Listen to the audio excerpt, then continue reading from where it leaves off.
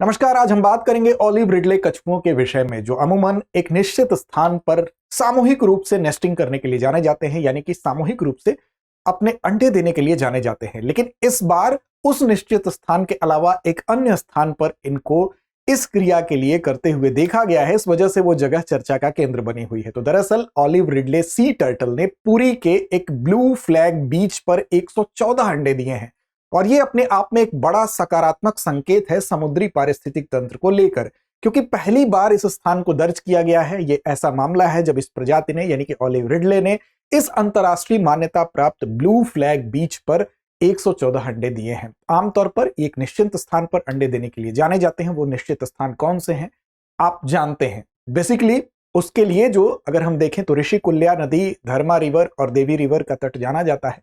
लेकिन यहां पर एक नया बीच जो कि ब्लू फ्लैग बीच है। ब्लू फ्लैग आप जानते हैं कि ये एक अंतरराष्ट्रीय मान्यता प्राप्त एक प्रमाण पत्र की तरह होता है। तो ये संकेत एक बेहतर संकेत है। तो आइए जानते हैं, इसके विषय में बात करेंगे। लेकिन उससे पहले बात करेंगे कि आखिर इस खबर का इंपॉर्टेंस क्या है। ऑलिव रिडले कछुओं के विषय में भी बात करेंगे।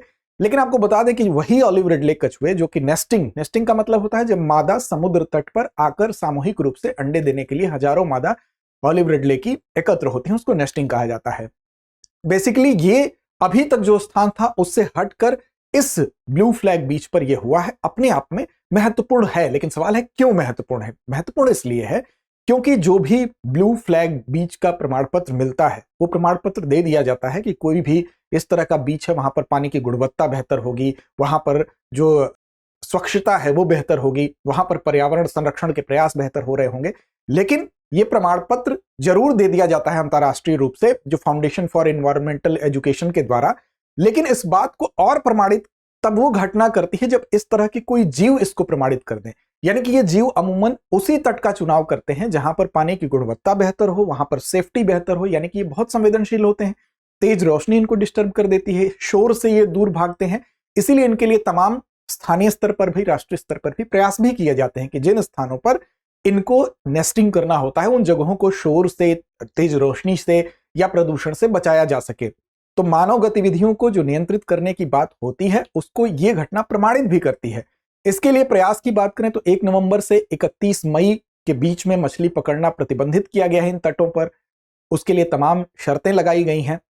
लेकिन यहां इंपॉर्टेंट इसलिए है कि साफ, प्रदूषण रहित और सुरक्षित स्थान ये प्रमाणित करता है जो पुरी का ये बीच है, जिसको कि अभी तक एक अंतरराष्ट्रीय प्रमाणन प्राप्त हुआ था ब्लू फ्लैग बीच के रूप में। लेकिन वहां पर ऑलिव रिडले ने जब 114 अंडे दिए तो ये बात और ज्यादा प्रमाणित होती है। अब बात करते हैं ऑलिव रिडले कछुओं के बारे में। दरअसल इनकी जो टेंडेंसी होती है, इनकी प्रवृत्ति होती है, मांसाहारी प्रकृति के होते हैं। ऑलिव रंग इनका होता है, इनके कवच का रंग जो होता है वो जैतूनी कलर होता है, इसीलिए इनको ऑलिव रिडले कछुए कहा जाता है। ये बेसिकली एक विशेष क्रिया के लिए जाने जाते हैं, यानी कि सामूहिक रूप से घोंसला बनाते हैं। अरीबाडा की प्रक्रिया उसको कहते हैं। सामूहिक रूप से एक समूह बनाकर अंडे देने की इनकी जो मादाएं होती है उस प्रक्रिया को अरीबाडा कहते हैं। अब हजारों मादा एक साथ एक तट पर इकट्ठी होती हैं और इस नेस्टिंग की प्रोसेस को आगे बढ़ाती हैं। ओडिशा में विशेष कर अगर बात करें तो ओडिशा में गहिरमाथा समुद्री अभयारण्य इसके लिए जाना जाता है कि वहां पर समुद्री कछुओं का विश्व का सबसे बड़े प्रजनन स्थल के तौर पर उसको जाना जाता है। अब इनकी स्थिति भी जो होती है उसकी अगर बात कर ले तो वन्य जीव संरक्षण अधिनियम 1972 के अंतर्गत अनुच्छेद अनुसूची 1 में ये है, ठीक है। और साथ साथ IUCN रेड लिस्ट की बात करें तो वल्नरेबल कंडीशन में है, और साइट्स की अपेंडिक्स 1 में ये शामिल है। तो इस वजह से भी इनका संरक्षण किया जाता है, और इनका किसी जगह पर पाया जाना अपने आप में इस बात का प्रमाणन है कि वो जगह, वहां की पानी की गुणवत्ता सही है, वहां पर सुरक्षा की स्थिति बेहतर है, वहां पर स्वच्छता बेहतर है, वहां पर पर्यावरण के संरक्षण के लिहाज से वो जगह ठीक है।